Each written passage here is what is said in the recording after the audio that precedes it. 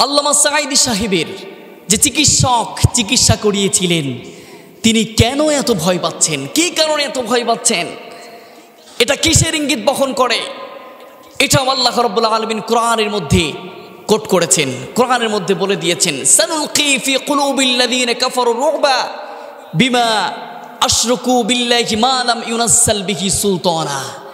আল্লাহ তাআলা কোরআনের মধ্যে কোট করেছেন, যারা আমারে অবিশ্বাস করে তাদের মধ্যে আমি আল্লাহ রাব্বুল আলামিন ভীতি সঞ্চার করি, আমারে যারা অংশীদার করে তাদের মধ্যে ভীতি সঞ্চার করি। কাফিরেরা যখন প্রাথমিক পর্যায়ে যখন হচ্ছে তারা পরাজয় বরণ করলো, তখন তারা ভাবতে থাকলো যা তাদের শক্তি আছে সেটাও ভেঙে দেওয়া হোক। তখন তারা এই পরিকল্পনা যখনই করেছিলেন তখন আল্লাহ রাব্বুল আলামিন তাদের ভিতরে, কাফিরদের ভিতরে ভয় ভীতি ঢুকিয়ে দিয়েছিলেন।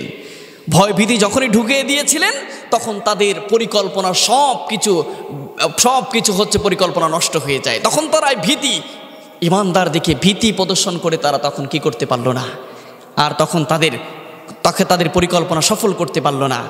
বিশ্বনবী সাল্লাল্লাহু আলাইহি ওয়াসাল্লাম, বুখারী এবং মুসলিম শরীফের মধ্যে বর্ণনা আছে, বিশ্বনবী সাল্লাল্লাহু আলাইহি ওয়াসাল্লাম বলেছেন, আমারে 5টি দিয়ে শ্রেষ্ঠত্ব প্রদান করা হয়েছে। তার মধ্যে 1 নাম্বার হলো আমারে দেওয়া হয়েছে 1 মাসের দূরত্বে যদি কোনো ব্যক্তি কাফের থাকে তার ভিতরে ভয় ভীতি সঞ্চার করা, ভীতি প্রদর্শন করা, আমারে দেখে ভয় পাবে, 1 মাস দূরে যে অবস্থান করবে সেটাও। এটা যখন বলা হলো, ভয় ভীতি প্রদর্শন করা হয়েছে, বিশ্বনবী সাল্লাল্লাহু আলাইহি ওয়াসাল্লাম বলল, তার মানে যারা 1 মাসের দূরত্ব থাকবে তাদের মধ্যে, কাফেরদের মধ্যে বিশ্বনবীর ভয় ঢুকিয়ে দিবেন। এজন্য আল্লাহ তাআলা বলছে, ইমানদারদের ভয় যারা ইমানদারদের বিপক্ষে আছে কাফেরদের ভিতরে ঢুকিয়ে দেয়, তখন তারা ভয় পায়, মৃত্যুকে ভয় পায়। ইমানদার কখনো মৃত্যুকে ভয় পায় না। ইমানদার কখনোই মৃত্যুকে এক চুল পরিমাণ, কিঞ্চিত পরিমাণ ভয় পায় না। এই জন্য বোঝা যায় আল্লামা সাঈদীর যে চিকিৎসা করেছিলেন সে এখন ভয় পাচ্ছে একটা কারণেই, সেটা হলো তিনি কি করেছেন, সেটা হলো তিনি তাদের ভয়, ইমানদারদের ভয় তার ভিতরে চলে এসেছেন।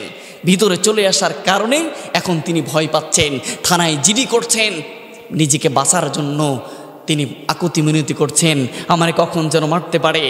সেজন্য আল্লাহ তাআলা বলেছে, ইমানদাররা কোনোদিন মৃত্যুকে দেখে ভয় পায় না।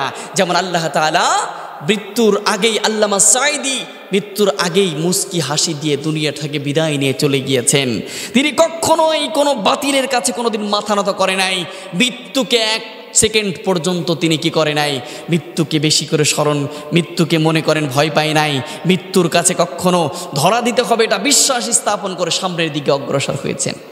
তাহলে এখান থেকে বোঝা যায় আল্লামা সাঈদী কখনো বাতিলের কাছে মাথা নত করে নাই। আর আল্লামা সাঈদীকে যারা শাহাদত বরণ করেছে, হত্যা করেছে, তাদের বিচার একদিন হলেও আমরা বাংলার জমিনে আমরা কায়েম করব, বাংলার জমিনে হিসাব নিব। আপনারা যেমন করে আপনার বাবার মৃত্যুর 50-40 বছর পরে আপনারা বিচার করেছেন, কিন্তু আমরা 1000 বছর পেরিয়ে গেলেও আল্লামা সাঈদীর প্রতিটা বিচার আমরা এই বাংলার জমিনে করেই ছাড়ব।